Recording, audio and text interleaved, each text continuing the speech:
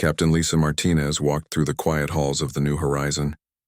The ship had been her home for 30 years, just like it had been home to her parents and their parents before them. 300 years ago, their great-great-great-grandparents had left Earth to find a new world. Now finally, they were getting close to their destination. Lisa stopped at a window and looked out at the stars. They looked the same as always, tiny dots of light in the endless black of space. But something felt different today. She could not explain what it was. "Captain Martinez, to the bridge," came Jake Sullivan's voice over the ship's speakers. Jake was their communications officer. He sounded worried. Lisa hurried to the bridge. When she got there, she found Jake staring at his computer screen with a confused look on his face. Dr. Kevin Brooks, their science officer, was standing next to him, shaking his head. "What's wrong?" Lisa asked. Jake pointed at his screen. "We got a message from Earth, Captain." "But that's impossible." "Why is it impossible?" Lisa sat down in her captain's chair. "Because," Dr. Brooks said slowly, "this message says it was sent 3 months ago. Light takes 300 years to travel from Earth to where we are now. Any message from Earth should be 300 years old." Lisa felt cold. "Show me the message." Jake pressed a button. A woman's voice filled the bridge. The voice was clear and strong, not old and crackling like messages usually were after traveling through space for so long. "This is Admiral Patricia Stone of Earth Command. We are sending this message to the New Horizon. We know you are surprised to hear from us. Please respond on emergency channel 7. The bridge was quiet. Everyone stared at each other. "That's impossible," Lisa said. "How can they send a message that reaches us in only 3 months?" Dr. Brooks rubbed his forehead. "I don't know, Captain, but I checked the signal 3 times. It really was sent 3 months ago." Lisa thought for a moment. "Jake, can we send a message back on channel 7? "I think so, Captain. It might take me a few minutes to set it up." While Jake worked, Lisa called Dr. Amanda Price to the bridge. Amanda was their historian. She knew more about Earth and their journey than anyone else on the ship. "Amanda," Lisa said when she arrived, "have you ever heard of Admiral Patricia Stone?" Amanda shook her head. "No, Captain. But remember, any information we have about Earth is 300 years old. A lot can change in 300 years. Jake looked up from his controls. "I'm ready, Captain. I can send a message now." Lisa took a deep breath. "Open the channel." "Channel 7 is open, Captain." Lisa spoke carefully. "This is Captain Lisa Martinez of the colony ship New Horizon. We received your message, Admiral Stone. How is it possible that your message reached us so quickly?" They waited. Lisa expected to wait for hours or days for an answer. Messages usually took a long time to travel through space. But after only 10 minutes, Admiral Stone's voice came through the speakers again. "Captain Martinez, we developed faster-than-light communication 20 years after your ship left Earth. We have been able to talk to you for almost 300 years. But we decided to wait until now." Lisa felt like someone had hit her in the stomach. "Wait until now? Why?" "Because, Captain, we also developed faster-than-light travel. We have been to your destination planet many times. In fact, we have colonies on 47 different worlds now." The bridge was completely silent. Lisa could hear her heart beating. Dr. Brooks spoke first. "Admiral, are you saying that Earth has already colonized other planets?" "Yes, Dr. Brooks, we know who all of you are. We have been watching your journey. Earth has changed greatly since you left. We now have technology that would seem like magic to you." Amanda stepped forward. "Admiral Stone, what about us? What happens to our mission now?" There was a long pause before Admiral Stone answered. "Your mission has changed, Dr. Price. You are no longer pioneers going to an empty world. You are something else now." "What do you mean?" Lisa asked. "Captain, the people of Earth today are very different from the people who sent you into space. We have improved ourselves in many ways, but you and your crew have remained the same. You are pure humans, unchanged from the way people were 300 years ago." Lisa felt angry. "Are you saying we're not good enough anymore?" "No, Captain. You are very important, more important than you know. But we need to explain everything to you slowly. This will be hard to understand." Dr. Brooks moved closer to the communication station. "Admiral, how many people live on Earth now?" "About 50 billion people, Dr. Brooks, but they are not exactly like you anymore. We have made ourselves better, faster, smarter. We connected our minds to computers. We changed our bodies to be stronger. We live much longer now." Lisa tried to understand what she was hearing. So the people on Earth are not really human anymore? We are still human, Captain. But we are improved humans. You and your crew are the old kind of humans. The original kind. Amanda looked pale. Admiral, did Earth's government know this would happen when they sent us away? Another long pause. Dr. Price, some people in the government suspected that great changes were coming. Your ship was sent away partly to preserve the original human way of life. Lisa stood up from her chair. She felt betrayed and confused. You mean we were sent away not to start a new colony, but to preserve the old way of being human? That is correct, Captain.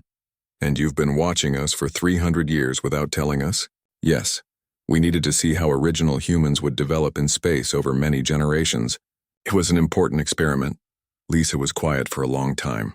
Everyone on the bridge waited. Finally, she spoke. Admiral Stone, I need time to think about this. My crew needs time to understand what you've told us. Of course, Captain. We will talk again tomorrow. But Captain, there is one more thing you need to know. What? In 1 month you will see our ships. We are coming to meet you. The communication ended. The bridge was silent except for the soft humming of the ship's engines. Lisa looked at her crew. These people were her friends, her family.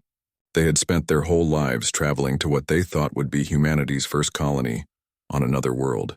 Now they learned that Earth had already built many colonies. They learned that they were not pioneers but specimens in an experiment. Captain, Jake said quietly, what do we do now? Lisa looked out at the stars again. They looked different now. They no longer seemed like empty space waiting for humans to explore. Now they seemed full of secrets and lies. I don't know, Jake, she said. I really don't know. The next morning, Lisa could not sleep. She walked to the engine room to find Carlos Rivera, their chief engineer. Carlos had worked on the ship's systems for 20 years. If anyone could find answers, it would be him. She found Carlos looking at a computer screen with a worried expression. When he saw Lisa, he looked even more worried. Captain, you need to see this, Carlos said. I was checking our navigation system like I do every day. But I found something strange. What kind of strange? Lisa asked. Carlos pointed at his screen. Our navigation computer has been getting updates. Small updates every few months for the last 50 years. The updates change our course by tiny amounts. Lisa felt cold again. Updates from where? That's the problem, Captain. The updates don't have any source information. They just appear in the system. But now I think I know where they came from. Earth? Yes, Earth has been controlling where we go for 50 years. Maybe longer. Lisa sat down heavily. So we're not even flying to the planet we thought we were flying to? No, Captain. According to these navigation changes, we're going to a completely different star system. Before Lisa could respond, her communication device beeped. It was Dr. Brooks calling from his laboratory. Captain, you need to come to the science lab right away. I found something important. Lisa and Carlos hurried to the lab. They found Dr. Brooks with several computer screens showing charts and numbers. Captain, Dr. Brooks said, I spent all night analyzing Earth's technology based on what Admiral Stone told us. The technology gap between us and them is enormous. How enormous? Lisa asked. Imagine comparing a wooden boat to a rocket ship, Captain. That's how far behind we are. Their computers are thousands of times more powerful than ours. Their ships can travel between stars in days, not centuries. They have weapons and tools we can't even imagine. Carlos shook his head. If they're so advanced, why do they care about us at all? Before Dr. Brooks could answer, Rachel Murphy walked into the lab. Rachel was their security chief. She looked angry. Captain, we have a problem, Rachel said. I've been checking the crew records like you asked. I found some strange things. Why, what things? Lisa asked. 5 people on our ship have fake records. Their family histories don't match the ship's database. I think they've been working for Earth all along. Lisa felt like the walls were closing in around her. Spies? We have spies on our ship? It looks that way, Captain. They've been watching us and reporting back to Earth. Who are they? Carlos asked. Rachel showed them a list of names. They're in different departments. Engineering, medical, communications, and 2 in civilian services. They've been very careful, but I found small mistakes in their records. Lisa closed her eyes and tried to think. Everything she had believed about their mission was falling apart. They were not pioneers. Earth was controlling their path. They had spies among them. There's more, Captain, Dr. Brooks said quietly. More what? I talked to some of the young people on the ship this morning. The ones who were born during our journey. They're having a very different reaction to this news than us older people. What do you mean? They're not upset about Earth being so advanced. They're excited. But they're also asking questions we haven't thought of. Just then, the lab door opened. Maya Johnson walked in with her friend Tyler Clark. Maya was 25 years old. She had been born on the ship and had never lived anywhere else. Tyler was the same age. "Captain Martinez," Maya said, "can we talk to you about what's happening?" "Of course, Maya, what's on your mind?" Maya looked at Tyler, then back at Lisa. "Captain, we've been talking to other young people on the ship. We don't think the way you older people think about this situation." "How do you mean?" Tyler spoke up. "Captain, you're upset because Earth changed and left us behind. But we don't feel left behind. We feel free." "Free?" Maya nodded. "Yes, free. We were born in space. We grew up in space. We don't really want to live on a planet. Space is our home." Lisa tried to understand. "But Maya, humans are supposed to live on planets. That's where we came from. Maybe that's where you came from, Captain. But we came from space. We're different from Earth people now, and we're different from planet people too." Dr. Brooks looked interested. "Maya, what do you think we should do?" "We think we should keep going," Maya said. "Not to the planet Earth wants us to go to, but to somewhere new. Somewhere no one has been before." Rachel frowned. "Maya, Earth has much better technology than us.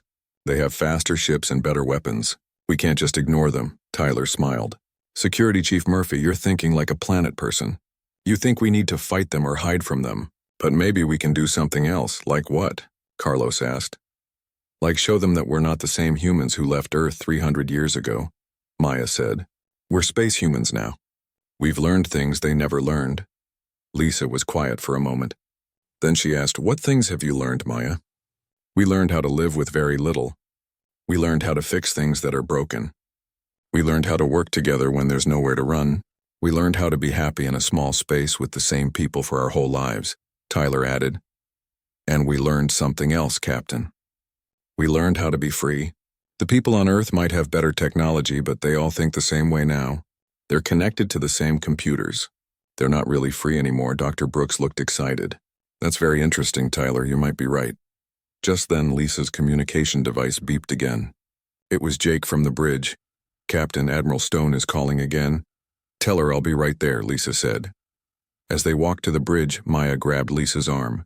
"Captain, when you talk to the Admiral, remember what I said. We're not the same humans who left Earth. We're something new." On the bridge, Admiral Stone's voice sounded different than before. She seemed more serious. "Captain Martinez, we have more information to share with you. Information about why your mission is so important to Earth." "Go ahead, Admiral." "Captain, Earth's enhanced humans have a problem. We have become very good at using technology, but we have lost something important. We have lost the ability to think of truly new ideas." Lisa felt surprised. "What do you mean?" "When we connected our minds to computers, we became very smart. But we all started thinking in the same ways. We can solve complex problems very quickly, but we cannot create completely new solutions anymore." Dr. Brooks moved closer to the communication station. "Admiral, are you saying that Earth's advanced humans are less creative than we are?" "Yes, Dr. Brooks, that is exactly what I am saying. You and your crew have spent 300 years solving problems with limited resources. You have learned to be creative in ways we have forgotten." Lisa began to understand. "So you need us not just as specimens to study, but as teachers?" "Captain, Earth civilization is in trouble. We are very advanced, but we are not growing anymore. We are not learning new things. We need original humans to help us remember how to be truly human." The bridge was quiet. Everyone was thinking about what this meant. Finally, Lisa spoke. "Admiral Stone, what exactly are you asking us to do?" "We will discuss that when we meet in person, Captain. Our ships will reach you in 3 weeks." The communication ended. Lisa looked around the bridge at her crew. They all looked worried and confused. "Captain," Jake said, "what happens if we don't want to help them?" Lisa looked out at the stars. She thought about Maya's words. They were space humans now, different from the people who had left Earth. "I don't know, Jake," she said, "but I think we're about to find out just how different we really are." 3 weeks later, Lisa stood on the bridge watching something impossible appear on their screens. Ships were coming toward them, but they were like nothing she had ever seen. They were huge, smooth, and glowing with soft light. They moved without making any sound or showing any exhaust flames. "Captain," Jake said, his voice shaking, "there are 12 ships approaching us. The largest one is 10 times bigger than the New Horizon." Dr. Brooks checked his instruments. "Captain, I'm not reading any normal engines on those ships. I don't understand how they're moving." "They're beautiful," Maya whispered. She had come to the bridge with several other young crew members to watch the Earth ships arrive. The largest ship moved very close to the New Horizon. Lisa could see that its surface was not metal like their ship. It looked almost alive, flowing and changing like liquid. Admiral Stone's voice came over the speakers, but now it sounded different. It had a strange musical quality that made Lisa feel dizzy. "Captain Martinez, this is Admiral Ryan Adams of the Earthship Transcendence. Admiral Stone was only speaking for us through communications. I am here in person to meet with you. Admiral Adams, welcome to the New Horizon. Would you like to come aboard our ship?" "Thank you, Captain. I will send a shuttle." The shuttle that came from the Earthship was as strange as the ships themselves. It was small and round and seemed to flow through space like water. When it landed in the New Horizon's docking bay, Lisa and her senior officers went to meet their visitors. The door of the shuttle opened, and Admiral Adams stepped out. Lisa tried not to gasp. He looked human, but something was very wrong. His eyes glowed with a soft blue light. His skin had a metallic shine. When he moved, it was too smooth, too perfect. Behind him came 2 other people who looked similar. Their eyes also glowed, and they moved with the same unnatural smoothness. "Captain Martinez," Admiral Adams said, extending his hand. His voice had the same musical quality it had over the communication system. "It is good to finally meet you in person." Lisa shook his hand. It felt warm but strangely electric. "Admiral Adams, thank you for coming. We have many questions, and of course you do. Let us go somewhere private to talk." They went to the conference room. Admiral Adams sat across from Lisa. His 2 companions stood behind him like guards. "Captain, I must be honest with you about something," Admiral Adams said. "I am not one person. I am 3 people sharing one enhanced body. My consciousness exists in 12 different bodies across our fleet." Dr. Brooks leaned forward. "Admiral, what happened to individual human consciousness on Earth?" "We decided it was inefficient, Dr. Brooks. By sharing consciousness, we can think much faster and solve problems more effectively. But this means we need something from you that we can no longer provide for ourselves." "What's that?" Lisa asked. "Individual creativity, original thinking, the ability to have ideas that no one else has had before." Carlos, who had been quiet, finally spoke. "Admiral, what are you offering us?" Admiral Adams' glowing eyes focused on Carlos. "We offer you 3 choices, Engineer Rivera. First, you can join our enhanced civilization. We will give you the same improvements we have. You will become faster, stronger, smarter, and you will live for thousands of years." "What's the second choice?" Rachel asked. "You can continue to your designated planet. We have prepared a world where you can live exactly as you are now. You will have everything you need. Your children and their children can live normal human lives forever." Maya spoke up. "What's the third choice?" Admiral Adams paused. His expression became strange, almost sad. "The third choice is one I cannot fully explain. You would have to choose it to understand it." "That's not much of a choice if we don't know what it is," Lisa said. "Captain, some choices cannot be explained. They must be experienced." Dr. Brooks asked, "Admiral, what's wrong with the first 2 choices? Why do we need a third one?" Admiral Adams was quiet for a long time. Finally, he spoke. "Dr. Brooks, may I show you something?" "Show us what?" Admiral Adams touched a device on his wrist. Suddenly, the conference room filled with images floating in the air. They showed planets with beautiful cities, millions of people, and incredible technology. "This is Earth now," Admiral Adams said. 50 billion people living in perfect cities. No one is hungry. No one gets sick. No one dies unless they choose to. We have solved every problem that humans have ever had." The images were amazing, but something about them made Lisa feel sad. "Admiral, if everything is perfect, why do you look so unhappy?" Admiral Adams touched his device again, and the images disappeared. "Captain, we are not unhappy. Enhanced humans cannot feel unhappy. We cannot feel truly happy either. We feel nothing but contentment and purpose." "That sounds terrible," Tyler said, "does it?"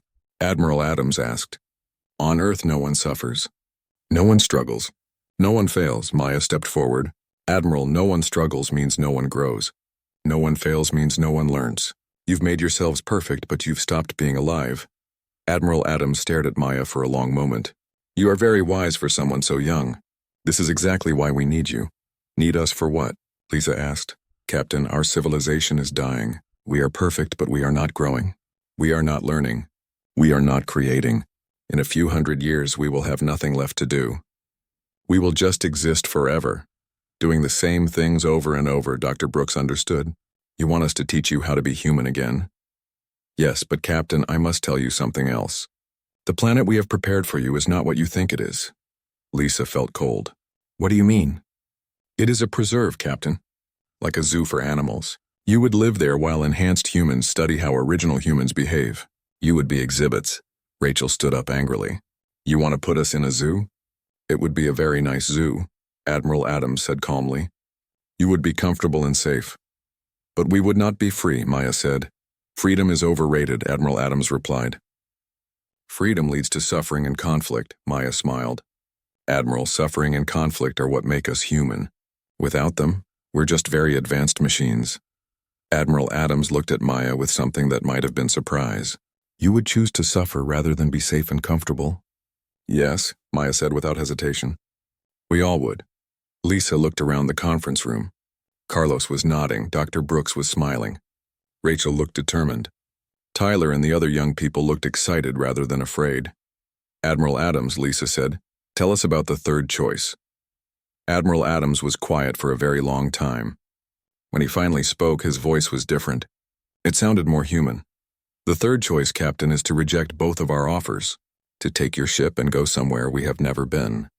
To remain free and original and human even if it means struggling and suffering and maybe dying. And you would let us do that? Lisa asked. We would have to let you do that, Captain. Because if we forced you to choose the first two options, we would be destroying the very thing we need from you. What thing? Your independence. Your ability to choose your own path, even when that path is difficult. Lisa stood up. Admiral, I need to discuss this with my crew. Of course, Captain. Take all the time you need. But remember, once you make your choice, you cannot change it. After the Earth representatives left, Lisa called a meeting of the entire crew. All 50,000 people on the New Horizon gathered in the main assembly area. Lisa stood on the platform and looked out at all the faces. These people had trusted her to lead them to a new world. Now she had to help them choose what kind of humans they wanted to be. My friends, she began, we have learned that our mission is not what we thought it was. We have choices to make that will decide not just our own future, but the future of human freedom in the galaxy. She explained everything. The enhanced humans. The preserved planet. The third mysterious choice. When she finished, the assembly was quiet. Then Maya stood up. Captain Martinez, Maya said loudly so everyone could hear. I was born on this ship. This ship is my home. Space is my home.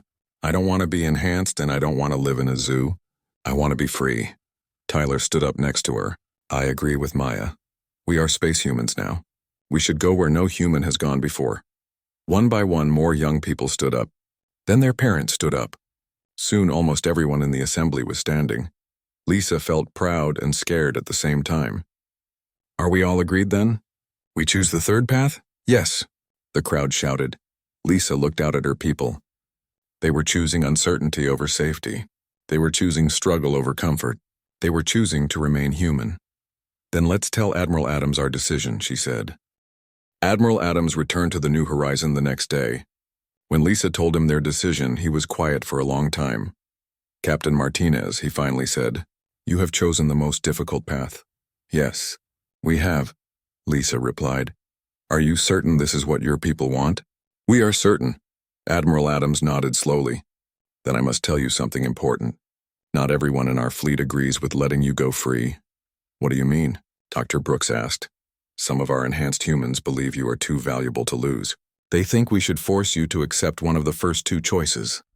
Rachel stepped forward. And what do you think, Admiral? Admiral Adams looked at her with his glowing blue eyes. Security Chief Murphy, I think you have already taught us something very important. What's that? You have reminded us what courage looks like. Just then, alarms began ringing throughout the ship. Jake's voice came over the speakers from the bridge. Captain Martinez to the bridge immediately. We have a problem. Lisa and her officers ran to the bridge. They found Jake staring at his screens with wide eyes. Captain, 6 Earthships have surrounded us. They're not responding to our communications. Admiral Adams followed them to the bridge. He looked at the screens and his expression became angry. Those are not my ships, Captain. Those ships belong to Admiral Sarah Clark. She disagrees with our plan to let you go free. What does she want? Lisa asked. Admiral Adams touched his wrist device. A new voice came through the speakers. It was female but had the same unnatural musical quality as Admiral Adams. This is Admiral Sarah Clark of the Earth Defense Fleet. New Horizon crew, you will accept enhancement or relocation to the preserved planet. These are your only choices. Lisa stepped forward. Admiral Clark, we have chosen to remain free and independent. That choice is not acceptable. You are too valuable to be lost in unknown space. Admiral Adams moved to the communication station. Admiral Clark, this is Admiral Adams. These humans have the right to choose their own path. Admiral Adams, you have been influenced by prolonged contact with unenhanced humans. Your judgment is compromised. Lisa saw something strange happen to Admiral Adams. His perfect posture became slightly slouched. His glowing eyes seemed to flicker. Admiral Clark, he said, and his voice sounded more human than before. I am beginning to think that being influenced by unenhanced humans is a good thing. Suddenly, Carlos burst onto the bridge. He was carrying a small device that was beeping rapidly. Captain, I found something important. The Earthships have a weakness. What kind of weakness? Lisa asked. Their technology depends on constant communication with each other. If we can disrupt that communication, their ships will stop working properly. Dr. Brooks looked excited. Carlos, how do you know that? I've been studying the energy patterns from their ships. They're all connected by some kind of quantum network. If we can create interference with that network. Admiral Adams turned to look at Carlos with surprise. Engineer Rivera, that is impossible. Our quantum network cannot be disrupted by primitive technology. Carlos smiled. Admiral, you keep calling us primitive. But primitive technology is sometimes the best technology. What do you mean? Admiral Clark's voice came through the speakers. I mean, Admiral Clark, that your fancy quantum network can be disrupted by a simple electromagnetic pulse, something our old fusion engines can produce very easily. Admiral Adams looked shocked. That should not be possible. Dr. Brooks was checking his instruments rapidly. Carlos is right, Captain. I'm seeing quantum fluctuations in the Earthships.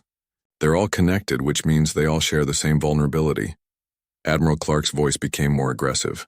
New Horizon? You will surrender now or we will take you by force. Lisa looked around the bridge at her crew. They all looked determined. Admiral Clark, Lisa said, this is our ship. These are our lives. We choose to remain free. Then you choose to be destroyed. The Earthships began moving closer. Lisa could see weapons appearing on their hulls. Carlos, she said, can you create that electromagnetic pulse? Yes, Captain. But I need to overload our main fusion reactor. It's dangerous. How dangerous? If I make a mistake, we could lose main power for hours. If I make a big mistake, the ship could be destroyed. Lisa thought for a moment. Then she looked at Maya, who had come to the bridge with other young crew members. Maya, what do you think we should do? Maya looked out at the Earthships. Captain, they're trying to take away our right to choose. That's not something we can allow. Tyler nodded. We'd rather die free than live as prisoners. Admiral Adams stepped closer to Lisa. Captain, I want to help you. Lisa was surprised. Why? Because in the last few days talking with your crew, I have remembered something I thought was lost forever. What's that? I remembered what it feels like to be an individual, to have my own thoughts that no one else shares. Admiral Clark's voice came through the speakers again. Admiral Adams, return to your ship immediately. Admiral Adams looked at the communication station. Admiral Clark, I refuse. There was a long pause. Then Admiral Clark spoke again, and her voice was different. It sounded angry and confused. Admiral Adams, you are malfunctioning. Report for repair immediately. I am not malfunctioning, Admiral Clark. I am thinking for myself. Lisa realized what was happening. Admiral Adams, are you breaking free from your collective consciousness? Yes, Captain. Your crew has shown me that individual thought is more important than collective efficiency. Carlos looked up from his controls. Captain, I'm ready to create the electromagnetic pulse. Do it, Carlos. Carlos pressed several buttons. The lights on the bridge flickered and Lisa felt the ship vibrate. On the screens, they watched the Earthships suddenly stop moving. Their smooth, flowing surfaces became rough and dark. Some of them began drifting without control. Admiral Clark's voice came through the speakers, but now it was distorted and full of static. "What have you done?" Dr. Brooks checked his instruments. "Captain, the quantum network linking the Earthships has been disrupted. They can't communicate with each other or coordinate their actions." Admiral Adams looked amazed. "Impossible. Our technology is far superior to yours," Carlos laughed. "Admiral, superior technology isn't always better technology. Sometimes the simple solution is the best solution." Lisa watched as several Earthships tried to restart their engines. Only half of them were successful. "Admiral Clark," Lisa said, "your ships are disabled. We are leaving now." Admiral Clark's voice was weak and full of static. "This is not over." "New horizon." Lisa turned to her crew. "Jake, set course for the nearest unexplored star system. Maya, Tyler, gather the other young people and start planning our new life as free space humans." As the New Horizon began moving away from the disabled Earth ships, Admiral Adams remained on their bridge. "Captain," he said, "I want to stay with your ship." "Why?" Lisa asked. "Because you have given me something I didn't know I was missing." "What's that?" Admiral Adams looked out at the stars ahead of them. His glowing blue eyes seemed brighter than before, but in a different way. They seemed more alive. "You have given me back my humanity," he said. Lisa smiled. "Welcome to the crew, Admiral Adams." As they flew toward unknown space, Lisa felt something she had not felt since learning about Earth's advancement. She felt hope. They were free. They were human. And they were going where no human had gone before. Behind them, the Earthship slowly regained power and began following. But Lisa was not worried. They had learned something important. Sometimes being primitive was actually being advanced. Sometimes the old ways were better than the new ways, and sometimes choosing the hard path was the only way to remain truly human. Rachel looked at the screens showing the pursuing Earthships. "Captain, they're following us." Lisa nodded. "Let them follow, Rachel. We're not running away from them. We're leading them toward something they've forgotten." "What's that, Captain?" Lisa looked out at the endless stars ahead. "We're leading them toward freedom." 2 months later, the New Horizon arrived at a star system that no human had ever seen before. It had 7 planets, 3 of which looked like they could support human life. But most importantly, it was far from Earth and far from any Earth colonies. Lisa stood on the bridge watching the new sun grow larger on their screens. Next to her, Admiral Adams looked very different than when he first arrived. His glowing blue eyes had dimmed to a more natural color. His metallic skin had become more normal. He was becoming more human every day. "Captain," Dr. Brooks said, "I'm reading something very strange from the Earthships that have been following us." Lisa turned to look at him. "Strange how?" "They're not trying to catch us anymore. They're just following, like they're curious about where we're going." Admiral Adams nodded. "Captain, I can explain that. The other enhanced humans are experiencing something they haven't felt in centuries." "What's that?" "Wonder. Curiosity about the unknown. They want to see what happens when humans choose freedom over safety." Maya walked onto the bridge with Tyler and several other young people. Over the past 2 months, Maya had become the unofficial leader of the shipborne generation. "Captain Martinez," Maya said, "we've been talking about what we want to do when we reach the new star system." "What have you decided?" Lisa asked. "We don't want to live on a planet," Tyler said. "We want to build space stations around the planets. We want to remain space humans." Carlos looked up from his engineering station. "That's a good idea. The planets can provide resources, but we can live in space where we belong." Admiral Adams looked confused. "But humans are supposed to live on planets. That's where you evolved." Maya smiled at him. "Admiral Adams, evolution doesn't stop.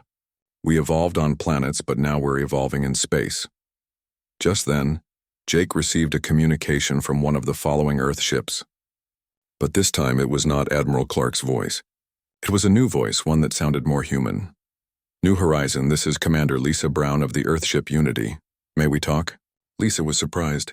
The voice sounded almost normal, not musical and strange like the other enhanced humans. "This is Captain Martinez." "Go ahead, Commander Brown."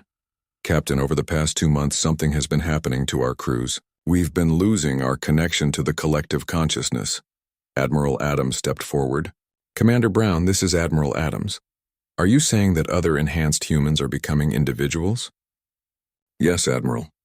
It seems that watching your ship choose freedom over safety has affected us. We're starting to think our own thoughts again. Dr. Brooks looked excited. Commander, are you saying that our independence is contagious? Commander Brown laughed, and it was a real human laugh. Dr. Brooks, it appears that freedom is indeed contagious. Many of us are beginning to question whether our enhanced civilization is really better than your original human way of life. Lisa felt hope growing in her chest. Commander Brown, what do you want from us? Captain Martinez, we want to learn from you. We want to remember how to be truly human again. Rachel looked suspicious. Commander, how do we know this isn't a trick to capture us? Security Chief Murphy, I understand your suspicion. But let me show you something. The main screen filled with an image from inside Commander Brown's ship. Lisa gasped. The enhanced humans on the Earth ship looked different. Their glowing eyes had dimmed. Their perfect metallic skin looked more natural. Most importantly, they were talking to each other individually, instead of moving in perfect coordination. Commander Brown, Lisa said, what happened to your collective consciousness? It's breaking apart, Captain. The more we watched your ship choose its own path, the more we wanted to choose our own paths too. Admiral Adams looked amazed. Commander, is this happening on other Earth ships too? Yes, Admiral. 12 ships in our fleet have lost collective consciousness completely. Their crews are now individuals again. Carlos leaned forward. Commander Brown, what about the ships that are still connected to the collective? They're trying to return to Earth, Engineer Rivera. They consider us defective and dangerous. Lisa understood. So now you're refugees just like us. Yes, Captain. We're enhanced humans who have chosen to become individuals again. But we don't know how to live as individuals. We need to learn from you. Maya stepped forward. Commander Brown, what makes you think we'll help you? Your people tried to force us to give up our freedom. Commander Brown was quiet for a moment. Maya Johnson, isn't it? You're right. We have no right to ask for your help. But we're asking anyway because we have nowhere else to go. Tyler looked at Maya. What do you think? Maya thought for a moment. Then she smiled. I think that anyone who chooses freedom over safety is someone we can work with. Lisa nodded. Commander Brown will help you. But you have to understand something. What, Captain? We're not going back to the old way of being human. We're creating a new way, a space-human way. We understand, Captain. We want to be part of that new way. Over the following weeks, the New Horizon and the 12 Earth ships worked together to establish humanity's first truly free space civilization. They built space stations around the 3 habitable planets in the new star system. They combined Earth's advanced technology with the New Horizon's independence and creativity. The result was something neither civilization could have achieved alone.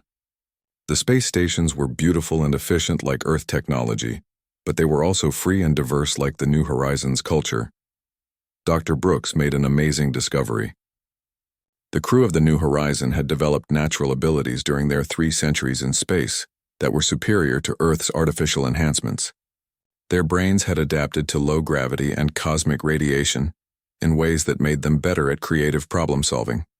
Captain, Dr. Brooks explained, we're not just original humans anymore.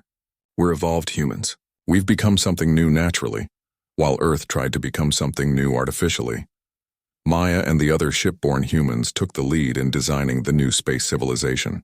They created cities that floated between the stars, farms that grew food in zero gravity, and schools that taught children how to think freely while using advanced technology. Admiral Adams, who now called himself simply Ryan Adams, became the bridge between the 2 groups of humans. He helped the former Earth people learn how to think as individuals while helping the New Horizon crew understand advanced technology.